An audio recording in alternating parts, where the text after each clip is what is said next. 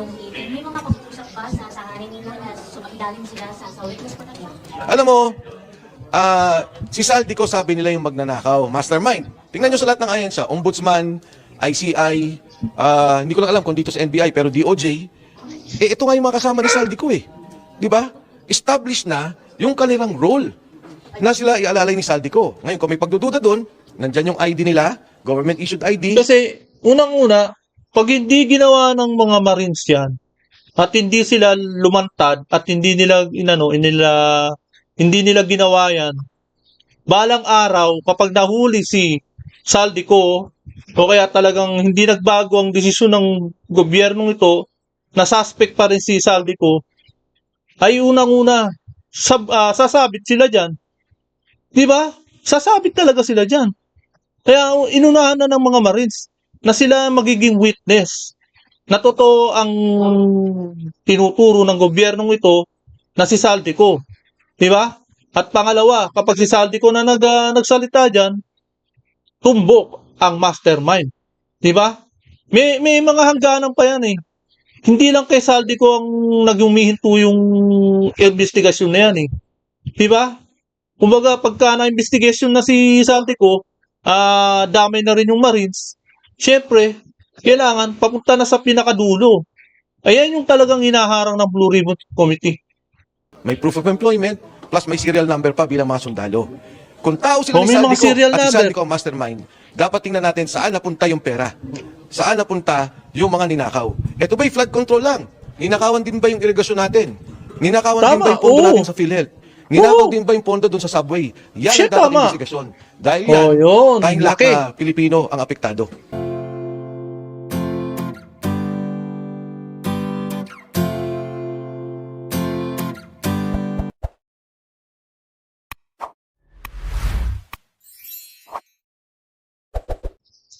Ayan po, mga kababayan at mga ka-Press. Ano na nga bang balita dahil sa lumalalang digmaan sa gitnang silangan? Na kung bagay, anong hakbang pangresolba ang ginagawa ng administrasyong ito?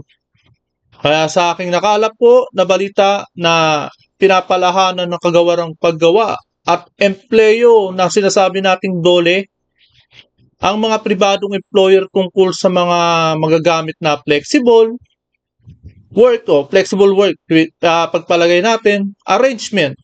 Kumbaga, kasabay ng pagtaas ng presyo ng langis na konektado sa lumalalang alitan sa gitnang silangan.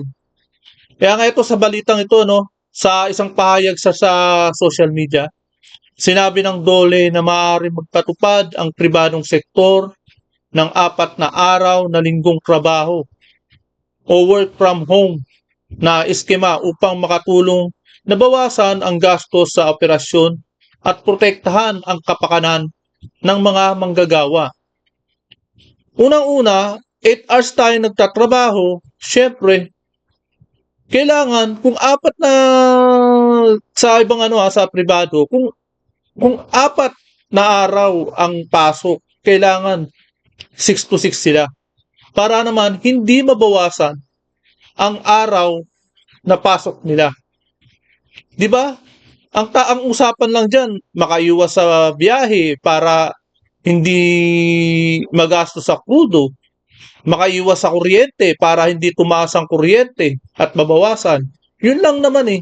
Pero sana naman yung work of duration ng isang manggagawa ay dapat hindi mabawasan. 4 na pasok pero 12-12. 'Di ba? Mas maganda yung ganun.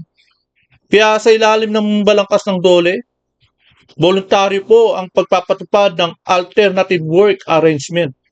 Flexible or work arrangement nga, kumbaga. O telecommuting, kumbaga. Sabi ni Bureau of Working Condition, si WBC po, Director Alvin Curada. Kaya tinitingnan din po natin na baka may mga sektor na talagang hindi kayang ipatupad ito ng pangkalahatan na maaaring makaapekto sa ating ekonomiya. Yan po sa sabi ni Curada.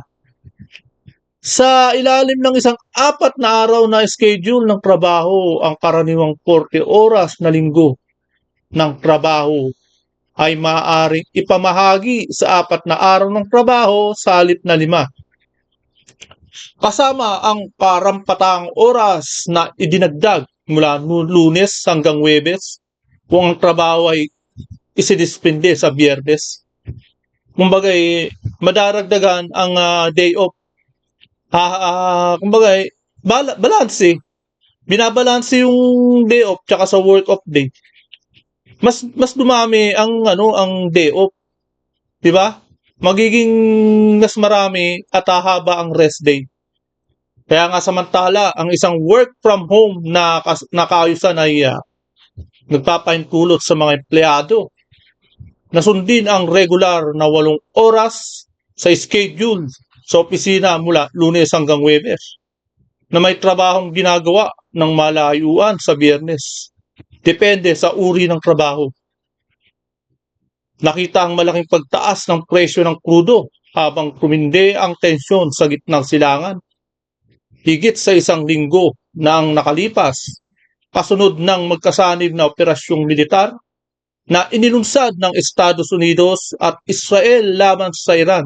Pinagtulungan talaga yung Iran. No? May marami binomba ang Iran. Diba? Mga nakapaligid sa kanya, talagang pinagbobomba. Ngayon, nakialam ang Estados Unidos. Tapos nakialam dito Israel, di ba?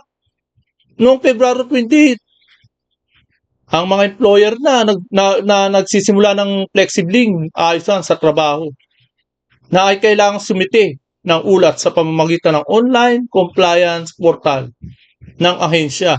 Di magsusumite at kailangan pa nila ng kumbaga approval ng DOLE. Bawat kumpanya pala ng mga private kailangan, di ba? Kapag naabot na ang isang mutual na kasunduan, yun. Sa mga empleyado, dagdag ng DOLE.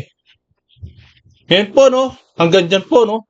At ngayon naman, tungo tayo sa nakarang argumento nila Atty. Topacio at dating congressman Mike Defensor. Kasinungalingan ni nung director ng NBI, di ba? Kasi kakamailan lang sila ang masasabi nating magigiting na abogado, politiko, na nasa panig talaga ng katotohanan kasi napawak katotohanan lamang. Gusto pa sanang linlangin at takutin ng NBI ang kanilang mga kliyente, di ba? Yung 16 Marines at 2 Army. Hindi naman umubra sa tunay na hangarin nila. Sa akin lang wag naman sanang yung mga taga-NBI na nagpasakop sa ganitong garapalang sistema. Kasi po, mahirap nilang itago ang kamalian ng gobyerno. Kaya lalo na't galit ng taong bayan sa gobyernong ito. Tapos nagkaroon ng ambush interview po ang dalawa nating magiting na tagapagtanggol ng ex-16 Marines at 2 ex-Army tungkol sa pangyayari na ganap sa loob ng NBI. Kaya yan po, no? Bago po nating panoorin ang video nito, ay welcome po muna sa aking channel at muling nagbabalik ang inyong lingkod, Pads Press TV. Kaya panoorin po natin ang video ito. Object ng sabina at tanungin.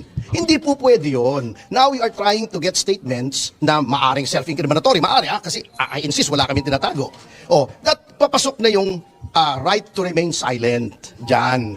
Kasi with respect to the Marines, ayoko naman pangunahan si Atty. Baligod. Pero yung sinasabi nila, with all due respect to our NBI friends, na hindi daw custodial interrogation yon, titignan daw nila yung credibility. Kung sabihin nila hindi credible, is that not a crime of perjury na sasabihin nila? Di ba? Kaya very suspicious po ito and very alarming itong ginagawa nila. Na isasabihin na nila, i-interviewin nila isa-isa. Alam naman nila, isa lang ang abogado ng 18. Sabi ko nga sa kanila, ano bang partisipasyon ng aking kliyente? He was not mentioned in the subpoena. Hindi naman siya inireklamo. Sabi ko, kung talagang gusto nyo mag-imbestiga, bakit hindi nyo ipatawag? Yung itinuturo, ba't yung nagtuturo ang ipinatatawag nyo? At yung tatlong mastermind, tinuturo Bakit hindi ninyo isipin na at iimbitahan para kausapin? Yung mga amo nyo kasi. Amo kasi nila, hindi nila kayang papuntahin dyan sa NBI. Grabe. Interviewin nyo isa-isa para bang sila gumawa ng krimen. Hindi po tama ito. This is a form of harassment, intimidation, and it intends to send a chilling effect to those na gustong magtestigo pa na kapag kayo nagtestigo, itong gagawin sa inyo. Interviewin kayo, patatawag kayo, investigahan kayo na para bagang kayo na yung kriminal. Ang assertion ko kanina, ang sinasabi ko sa kanila, of course, no, sinasabi ka namin yung NBI ay isang respetadong institusyon at kami nananalig sa NBI. Pero ang tanong ko, kung ini-establish lang yung identity ng mga tao, de-establish nila kasi kung tatanungin nila yung mga tao, sabi nila kasi hindi, may karapatan kaming imbestigahan yung iba pang labas doon sa deputization. Eh sabi ko nga, non-crime to eh. Wala namang kaso itong mga taong to. Oo nga eh. If you insist that there is a crime, dapat Hindi naman sila yung suspect ah. Sila yung nagre-reklamo. Bakit? Pati yung ititsura ng, kumbaga, kapag nag-investigate sila ng isang kriminal o kaya yung suspect na kriminal, ba't igagaya nila sa mga 16 Marines at sa 2 army na nagsisiwalat at nagre-reklamo? Bakit baligtad? Kumbaga, yung suspect, hindi nila iniimbitahan, pero yung nagre-reklamo, inimbestigahan nila. Talagang merong kalokohan ang ginagawa nila. Di ba? imbestigahan yung tinuturo nila sa affidavit dahil yun yung krimen. Di ba dalawa yung investigasyon na ginawa ng NBI dati, yung Napoles case at saka yung PhilHealth scam. So if that is the case, ipatawag nila yung tinuturo. Attorney Topacio also insisted on that. Sabi ko nga, kung magsasabi kayo ng tama at oo, na ipapatawag nyo si Sandro Marcos, ipapatawag nyo si Speaker Martin Romualdez, ipapatawag nyo Yan si yung Pangulong mga yan. Bongbong Marcos na nabanggit dun sa affidavit, yan, papayag kami sa totohanan at kabuwang investigasyon. Pero kung Hindi. iimbestigahan yung mga tao na nagsalita, anong krimen doon? Anong krimen ang nagawa nila? At anong krimen So, ano ang krimen na nagawa nila? Tapos kino-cover up nila yung talagang tunay na garapal na buhaya na nagkamal ng malalaking pera. Di ba? Yun yung kriminal. Hindi nila mapa-imbita. Hindi nila ma-imbestiga. para imbestigahan ng NBI? Compare with your indulgence, hindi po ba ang proseso po ng investigasyon, normally po pag may nagreklamo, kinukuha mo muna yung facts, lahat. Yes. Kaya may nagreklamo. Correct. After that, yung po mga inaakusahan yung susunod po ipapatawag. Correct. Dito po sa NBI. No? Correct. Would you agree na ito po yung preliminary step na gustong gawin ng NBI? So pagka ako pala nag-file sa korte, pag nag-file pala ako sa korte, tatanungin muna ng piskal, sino ka ba? May kaso ka ba? Ikaw ba ay kriminal? Ikaw ba ay kung saan ka nanggaling? Sino nagpopondo sa'yo? Hindi naman tatanong ng piskal yun eh. Di ba? Sa investigasyon niya eh. Ang iimbestigahan niya yung krimen na sinasabi ko. Ngayon, batay doon sa krimen, yung mga kalaban, yung mga inakusahan na tumanggap ng pera, sila magsabi na ito walang kredibilidad, ito hindi totoo, ito hindi totoo. But for us to be investigated initially by the investigative body, yun ang mali. Kami na bigla may kasalanan. Nag-file ka sa piskal, nagreklamo ka, sinabi mo yung katotohanan sa pagnanakaw dito sa gobyerno, pagkatapos ikaw inimbestigahan, parang hindi ata tama. Excuse me lang, sasagutin ko si John, from a legal standpoint. Ganito po yung sinasabi mong proseso, ganito yung sinasabi mong proseso kasi. You file a complaint. Nag-allege ka ng mga krimen doon. Since that is an affidavit, meaning to say it is under oath, at nung isang araw pumunta rito yung notaryo at napatunayan niya, siya ay tunay na abogado, siya ay notaryo at humarap sa kanya yung 18 na mga nagsagawa ng affidavit. That entitles the affidavit to full faith and credit upon its face. Ano pong ibig sabihin yan? Kung walang kukontra dyan, yan na ang totoo. Sino ang dapat kumontra dyan? Yun bang piskal o yung NBI? Hindi po. Yung binabanggit. Ikaw ang magdefensa. Ikaw ang magsabi, bakit hindi totoo itong sinasabi? Ito ay hindi totoo. Ito kasinungalingan. Ito, walang katotohanan ito. Bakit sila ang nag-establish kung meron o walang katotohanan? Again, an affidavit duly sworn before a notary public is entitled to full faith and credit upon its face. Paniwalaan mo muna yan. Patawag mo muna yung kabila. Pag napatunayan ng kabila na walang katotohanan, saka mo i-dismiss. Hindi yung ikaw ang bubusisiin mo yung complaint. Hindi po ganun yun. You're questioning the process, sir. Yes, the process. Kasi sinasabi nila, the NBI has plenary powers. Meron. Ngunit, the powers of government are not limitless. Kailangan germane to the purpose. Ano bang purpose nito? merong 18 nag-execute ng affidavit na sinasabing krimen. You cannot go beyond that. To establish the identity, since this is a sensational case, fine. Sila ba, are they who they say they are? Talaga bang naging Marines yan? Saan ba nakatira yan? Etc. etc. May asawa ba yan? Personal circumstances. But beyond that, you have to take that affidavit on its face at ipatawag mo yung kabila. Kanina hindi masagot agad eh. Kundi pa namin nakahon ni Kong Mike eh, kung ipatatawag nila o hindi. Palibasa magagaling yung mga abogado eh. Kagaya nito ni Atty. Topacio at dating congressman, defensor. Magagaling eh. Tapos si Atty. Baligod pa. 'Di ba? Talagang pinagkakaisa nila itong mga Marines na to, itong NBI na to. Nakala nila uubra sila sa gagawin nila. Nakaplano eh, 'di ba? Kumbaga, nililis nila yung requirements sa isang nagrereklamo. Ang tingin nila sa mga Marines at nagrereklamo, mga kriminal. Kaya imbestigahan nila ng pang-kriminal. Ganun ba? Ganun ang gagawin nila? Hindi sila umubra sa galing ni Topacio at ni Mike Defensor. Kaya soft lock at hindi umubra na kumbaga ibig sabihin ay ililis at sirain ang kredibilidad ng mga Marines. Yun lang naman ang gusto nila. Sirain yung kredibilidad ng mga Marines para makita ng taong bayan at mapaniwala nila. Ganun ba gagawin nila para mapaniwala nila yung taong bayan? Yung kredibilidad ng mga Marines na to? Ganun ang gusto nila mangyari. Pwede ba naman yun? Ang pinatawag mo yung nag-complaint? Sinumpaan na yan? Ay, sorry, partner. No, no, Go ahead. Ang sinabi ko kay Atty. Raimundo kanina, can you imagine, you go through a budget deliberations, tapos makikita tong ganito, na yung resources ng government, ginagamit para sa Sa ipag-imbestiga kalokohan. ng isang sinasabi niyong hindi namang krimen. Kasi sabi na, establishing the identities. Kung iimbestigahan ninyo ang krimen, ipatawag ninyo yung mga itinuturo sa affidavit. Yan, pwede yan. Diba? But if you will be wasting the resources of government, yung mga tao, investigasyon, intel report, lahat ng ginagawa, talagang hindi naman ata maganda. Tinanong ako kanina, yung kotse ba, sinurveillance na nga nila eh. Alam nila eh. Pero ito yung masama. Kung interesado tayo sa korupsyon, dapat doon tayo nakatutok. Huwag natin gamitin yung pondo ng gobyerno para sanggahan o protektahan yung mga na-involve sa korupsyon. Number one, corruption yung ginagawa ng NBI. Di ba? Ginagamit nila yung resource ng pera ng taong bayan eh. Galing sa tax natin.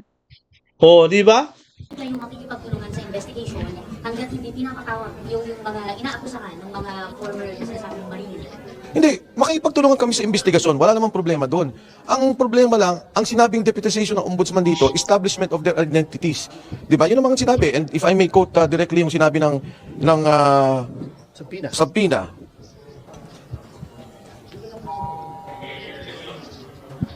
Sorry Ito sabi niya, ang subject matter to provide relevant information on the investigation being conducted by this bureau in relation to the deputization to conduct background investigation and verification from the office of the ombudsman. Yun ang sinabi.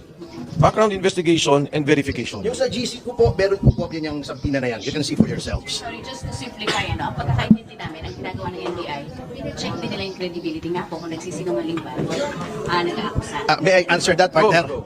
That is not the job of the NBI at this point. Katulad nga ng sinabi ko, entitled to full faith and credit. Hayaan nilang sumagot yung kabila, tignan nila kung sino mas credible. That is the time. Hindi ngayon.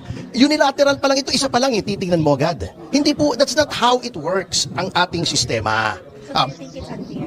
Not only unfair, it's very legally questionable. Number two, di ba ang ombudsman under our constitution is supposed to be an independent body?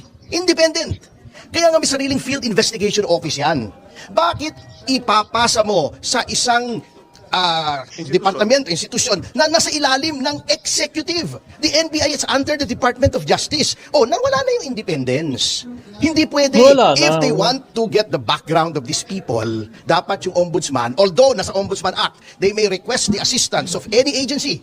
Inaamin naman po natin yan. Nandun po yan sa batas. Ngunit, if you want to show your independence, lalo na ngayon na very crucial na dapat credible ang investigasyon dito. Because this is an issue of transcendental importance to our people and our nation, dapat i-preserve mo yung iyong integrity, yung iyong independence. Huwag mo ipapasa sa iba yung trabaho mo. Siguro parang bigyan ng ehemplo dyan, no? Yung again, babalik ako yung Napoles case.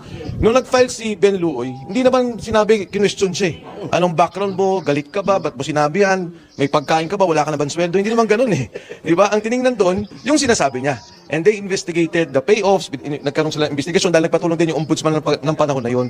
Ganun sana yung direksyon ng ating investigasyon at yung Kaya naman pala, di ba? May history at yun ang ginagawang reference ni Congressman Mike Defensor. Na sinasabi niya naman, tama naman, di ba? Tama naman yung sinasabi niya na gawing reference yun. Yung kay Napoles, na nangyari kay Napoles, di ba? Tama naman. Dapat ganun. Ganun ang gawin ng NBI. Nalilihis sila eh. Nililihis nila. pag-file ng kaso. Sure, kung papatawag kayo further, will you go back here sa NBI? Depende. First, of course, I have to consult my good-looking lawyer, Attorney Topacio, on his legal guidance on this. Pangalawa, siyempre, titingnan ko yung parameters ng investigasyon. But of course, I will always cooperate with the government agencies, lalo na dito sa pag-establish ng korupsyon na nangyari dito sa ating bansa. So, tinitingin nyo yung credibility ng meeting. May mga pag-uusap ba sa sahanin nila na sumailalim sila sa witness protection? Alam mo, si Saldico sabi nila yung magnanakaw, mastermind. Tingnan nyo sa lahat ng ahensya, Ombudsman, ICI, hindi ko lang alam kung dito sa NBI, pero DOJ, ito nga yung mga kasama ni Saldico eh. Di ba? Established na yung kanilang role na sila ialalay ni Saldico. Ngayon, kung may pagdududa doon, nandyan yung ID nila, government-issued ID. Kasi, unang-una, pag hindi ginawa ng mga Marines yan, at hindi sila lumantad, at hindi nila ginawa yan, balang araw, kapag nahuli si Saldico, o kaya talagang hindi nagbago ang desisyon ng gobyernong ito, na suspect pa rin si Saldico, ay unang-una, sasabit sila dyan. Di ba? Sasabit talaga sila dyan. Kaya inunahan na ng mga Marines na sila magiging witness na totoo ang tinuturo ng gobyernong ito na si Saldico. Di ba? At pangalawa, kapag si Saldico na nagsalita dyan, tumbok ang mastermind. Di ba? May mga hangganan pa yan eh. Hindi lang kay Saldico ang naghumihinto yung investigasyon na yan eh. Di ba? Kumbaga, pagka na-investigation na si Saldico, damay na rin yung Marines, syempre, kailangan papunta na sa pinakadulo. Ayan yung talagang hinaharang ng Blue Ribbon Committee. May proof of employment, plus may serial number pa bilang mga sundalo. Kung tao sila ni May mga Saldico serial at si number. Saldico ang mastermind, dapat tingnan natin saan napunta yung pera. Saan napunta yung mga ninakaw. Ito ba'y flood control lang? Ninakawan din ba yung irigasyon natin? Ninakawan din Tama, ba yung pondo oo. natin sa PhilHealth? Ninakaw Oo. din ba yung pondo doon sa subway? Yan Shit, ang dapat tama. investigasyon. Dahil yan, Yun, tayong lahat laki. na Pilipino ang apektado. Di ba? Malawak. 16 na po ba yung dumating na Marines? Yes. Kasi, pag paumanin ninyo, hindi ako privy sa lahat, pero kung minsan kasi, may mga nag-aayos ng pamilya. So talagang may mga ganun. Kunyari, nung huli namin, nare-recall ninyo 11 lang. Yung 7, inayos yung kanilang pamilya. Hindi madali yung ginagawa ng mga sundalong to. Nakasalalay, hindi lang yung buhay nila, pero yung buhay ng kanilang pamilya. Si Sergeant Cotesa, nung mawala siya, ang anak ni Sergeant Cotesa is 4. Under threat yung bahay niya. And I have proof of that. Later on, I will show that. Kaya hindi ako papayag. Nagulat nga ako, pati notaryo. Mabuti din si Attorney Levy, Baligod, talagang masinsin, talagang lahat, tinignan niya yung kanyang gagawin. Pati yung notaryo, isipin nyo, kinwestiyon ka agad. Again, bakit yung ganun ng direksyon? Hindi ko maintindihan. Dapat yun, depensa ng mga akusahan. Yung mga dapat tinuturo magsalita nun na ikaw, wala kang kredibilidad, sinungaling ka, yung notaryo mo, palpak. Di ba? Yun nga eh, ang problema kay Gutesa. Nung lumapit siya kay Mike Defensor at humarap siya sa Senado, kailangan pala may abogado. Na may abogado siyang katabi. Di ba? Yun ang naging problema pala ni Gutesa. Hindi kagaya dito sa mga Marines. Marami sila pero may abogado sa kanilang umaalalay. Para hindi nga sila maloko, kagaya nitong NBI na to, na hindi malihis ang kredibilidad nila. Sayang. Kumbaga si Gutesa, sayang yung kay Gutesa. Dapat may abogado. Yan, tuloy. Naloko siya. Yung mga pumirma.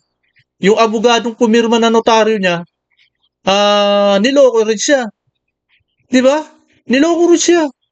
Maliwanag na kumani sa gobyerno yung kumbaga natakot siguro at yun nga, dininay na siya yung may pirma doon sa notaryo ni Gutesa. Dapat nung magpapirma pala si Gutesa, may kasamang abogado at pinitsuran, di ba? Kaya ganun. Ikaw, ganito background mo. Eh, hindi eh. Doon pa lang sa umpisa. Blue ribbon pa lang. Tinitigil na. Ombudsman pa lang tinitigil na. Eh, sino pa Oo. magsasalita dito sa nakawan sa ating bayan? Parang sila na defense counsel ng mga inaakusahan eh. Yun ang mabigat eh, di ba? Wala. Sila na ang defense counsels. Sir, first Wala na pagka-independent nila. Retired general na nag-recruit sa 103 bodyguards po ni Sandy po, and yung mga logs, flight logs na ng air taxi does not coincide doon sa allegations mo. You're taking that, sir. Okay, unang-una sa retired generals, hindi naman yun na lumang kwento. Meron na talagang mga retired officials, hindi lang generals, na kasama si Saldico. Kung yung tinasabi ni Attorney Matibag ay may mga sundalong tumutulong sa mga Marines, meron. I'm not allowed to name them. Wala akong karapatan na i-name sila. Pero maraming mga sundalo na sympathetic sa mga sundalong to. Pangalawa dun sa air taxi, kanina kasi narinig ko kay Attorney Levy, again, he will be the one to explain. Ang sinasabi niya, may ganun talaga. May ganun na nangyari, pero yung time frame na sinasabing panahon, eh hindi pasok dun sa investigasyon. So, Attorney Levy will explain that, pero katulad na sinabi ko, ang hirap baliktarin, ang hirap pasinungalingan ang mga taong nagsasabi ng totoo. Kahit balik-baliktarin ninyo yung kwento, tanongin ninyo kung sinong tao, kailan inabutan, anong sirkumstansya, sinong nandun, anong nakita nila. Walang kagatol-gatol, walang pagdadalawang isip doon sa pananalita nila kung anong mga pangyaring to. Sir, upon talking to the Marines, yung regarding the retired general na nag-recruit ng 103, si General Sugusta po ba yun? Ayoko na magsalita tungkol doon dahil hindi ko particularly alam kung ano yung nire-refer ng NBI tungkol doon eh. May idadagdag lang ako, last na po ito. Ngayon ko lang po nalaman kasi, habang kami ay nagbabalitaktakan dun sa loob, na mayroon palang natanggap si Attorney Levy Baligod na isang letter pa mula sa Ombudsman na ito rin ang gagawin, gusto rin interviewin yung mga 18 Marines. O ano pang, bakit pa i-deputize mo yung NBI pagkatapos gagawin mo rin the same thing, ikaw rin? Eh, di ba meron tayong sinasabing the spring cannot rise higher than the source. Ikaw na ngayon source ng deputization, dineputize mo to. Papaimbestigahan mo dito, ikaw rin mag-iimbestiga. Hindi ba ang pakay lamang dito ay maharas, maabala, magulo yung mga Marines? Oo, guguluhin. Walang ibang Attorney Levy kanina, sorry. gustong mangyari. Sabi niya, ano ba talaga? Because I also have a letter Nakita sa akin eh. from the ombudsman. Kaya sabi niya, teka lang, hindi parang, ano to, you cannot do that no, at the same time na may dalawang agencies conducting their respective... Application yun. yes. Ano, invitation, sabi na? Letter daw. Letter lang, letter. Kailan sila pinapaharapin? Eh, hindi ko na sasabihin, hayaan nyo na si Attorney Baligod. That's not for me to share. Pero hindi ko lang Sa inyong paniwala, kailangan ito sa NBI kung meron sa ombudsman. Useless ito eh. Useless. Oh, I will not mince words. Sorry sa mga kaibigan natin sa NBI. Marami tayong kaibigan Oo, dito. wala. Pero this is useless. Not to affront, not as an affront to the NBI, pero kung may dalawang investigasyon kasi, talaga namang hindi pwede. Yun lang naman ang point ni Attorney Topacio doon. Pero yung NBI po ang unang nagpadala sa Oo. Ano, sir, aabusin sila sa akin sa ombudsman. Hindi ko alam kay Attorney Baligod. That's for him to answer. Ang akin lang, libanagin ko sa mga kaibigan natin. Ako galing din po ako sa NBI nung panahon ni Mayor Lim eh. Di ba nag-NBI siya bago siya naging mayor? I have the deepest respect for the men and women of the NBI na talagang very professional, matatalino, masaysipag sa trabaho. Kaya lang, minsan ang liderato ay kamoting kahoy, may ulalo pa. Oo, yun pa. Salamat. Hindi daw nagsinuri kay Saldico. Wala naman problema doon eh. Dahil kasi may mga security na kay Saldico, nasa asawa, nasa mga anak, nasa mga lugar. Pero hindi naman immaterial yun because ang importante yung delivery ng pera. Lahat kasi sila iniikot-ikot sa delivery ng pera. Sir, ano yung Oh, marami sila eh. Ba't sila pinapapunta ng ombudsman para di ma-stop? 100 dyan. Mga Marines Hindi yan. ko nakita, 100. nabanggit lang ni Attorney Levy. Baka papameriendahin. Wala naman nabanggit. Ay, no, basta ang sabi lang ni Attorney Levy, yun nga, Ryan po, no? Napanood natin ang pahayag. At syempre, napakinggan natin ang bawat balitaktakan o mga pahayag ni Attorney Topacio at ni dating congressman Mike Defensor. Kaya masasabi ko, talagang sitting pretty at relax lang ang gobyernong ito. Alam nyo kung bakit? Yung mga galamay niya gumagalaw. Gumagalaw para depensahan ang mastermind. Yun lang ang nangyayari ngayon. Gumagalaw sila, bayad sila ng tax ng taong bayan, pero ang serbisyo nila ay hindi para sa taong bayan. Ang serbisyo nila ay para i-cover up at ipagmukha sa mga taong bayan na walang kasalanan ng gobyernong ito sa mga pangurakot na trilyon. Wala eh. Lahat na talagang hindi na independent eh. Talagang sawing-sawi at finish na ang taong bayan pagdating dito sa ganitong sitwasyon. Di ba? Sitting pretty at relax ang gobyernong ito.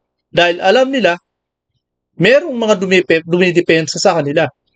At alam nila na yung pupuna sa kanila ay, kumagay, barado na. Di ba? Kaya yan po, no?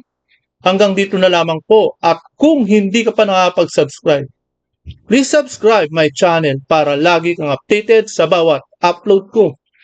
Maraming salamat po.